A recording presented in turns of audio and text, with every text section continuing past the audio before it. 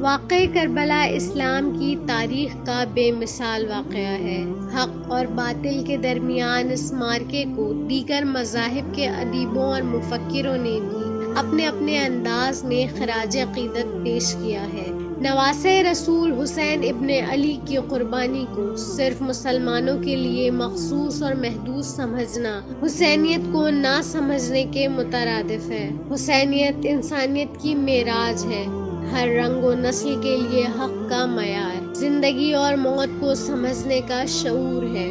یہی وجہ ہے کہ دنیا کے گوشے گوشے میں ہر زبان، ادب اور مذہب سے وابستہ انسان امام مظلوم کو خراج عقیدت پیش کرتے ہیں۔ لبنان کے مسیحی مصنف انتونی بارہ کہتے ہیں، امام حسین تمام عالم کے امام ہیں کیونکہ وہ تمام مذاہب کا ضمیر ہیں۔ بھارت کے اولین صدر ڈاکٹر راجندر پرساد بیدی لکھتے ہیں، امام حسین کی قربانی کسی ایک ریاست یا قوم تک محدود نہیں بلکہ یہ بنی نوع انسان کی عظیم میراث ہے۔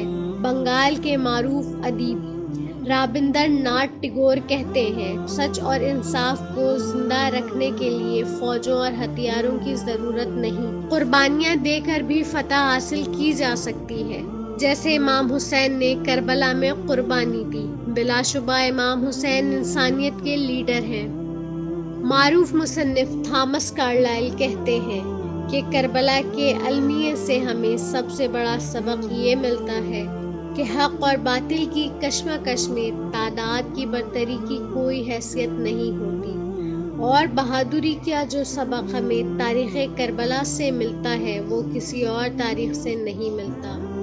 ایک اور عیسائی دانشور ڈاکٹر کرسٹوفر اپنا نظریہ یوں بیان کرتے ہیں، کاش دنیا امام حسین کے پیغام، ان کی تعلیمات اور مقصد کو سمجھے اور ان کے نقش قدم پر چل کر اپنی اصلاح کرے۔ سوامی شنکر اچاریہ نے بھی امام عالی مقام کو اپنے الفاظ میں یوں خراج عقیدت پیش کیا، اگر حسین نہ ہوتے تو اسلامی تعلیمات ختم ہو جاتی اور دنیا ہمیشہ کے لیے نیک بندوں سے خالی ہو جاتی۔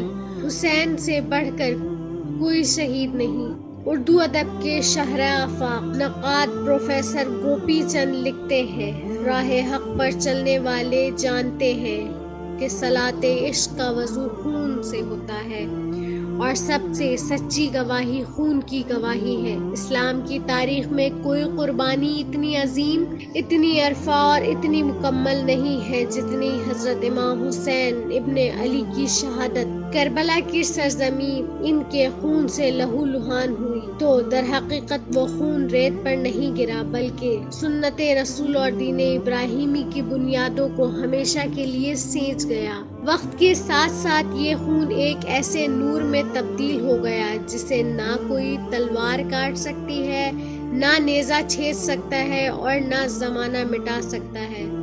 اس نے اسلام کو، جس کی حیثیت اس وقت ایک نوخزا پودے کی سی تھی، استحکام بخشا اور وقت کی آندھیوں سے ہمیشہ کے لیے محفوظ کر دیا۔